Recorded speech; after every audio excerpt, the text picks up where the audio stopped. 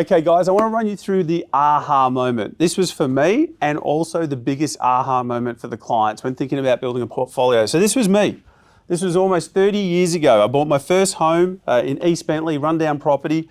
I was renovating it with my friends. I was adding value to the property. The property was increasing in value.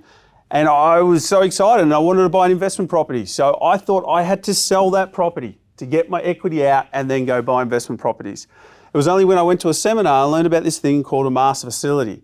I actually uncovered that you could release your equity. So this is when I'm in my sessions with my clients, and my clients are saying to me, we want to do this, but we have concerns. We don't want to lose what we have. We don't want to sacrifice our lifestyle. We can't understand how you can own investment properties without having to put your own money in. Well, you do that through the master facility strategy. So this is how it works, real quick. If you've got a property there, whether it's a home or investment property, and you've got equity in there, you can go to the banks will allow you to release that equity. Now you put those funds into a separate facility. We call it a master facility.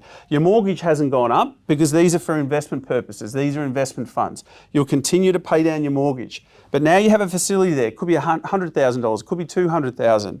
You then use that money to cover deposits to buy your investment properties. Now this is really important. When you buy those investment properties, try to target properties that don't have significant negative cash flows.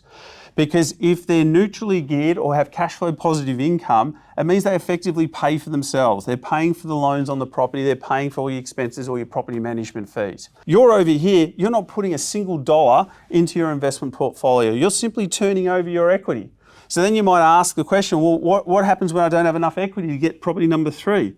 Well, the equity from the investment properties is also feeding back into the master facility. So we get the valuations done on the property, the banks release the equity and they put it in here. And again, that's on the basis that you target properties that have neutral cash flows or cash flow positive income, because the banks are going to see that income and be happy to release the equity on your investment properties. Now you've got more equity here, that's how you get into property number 3. That's how I built my portfolio in my 20s. That's how I got to 8 properties within my 20s to start my portfolio. That's how you'll do it.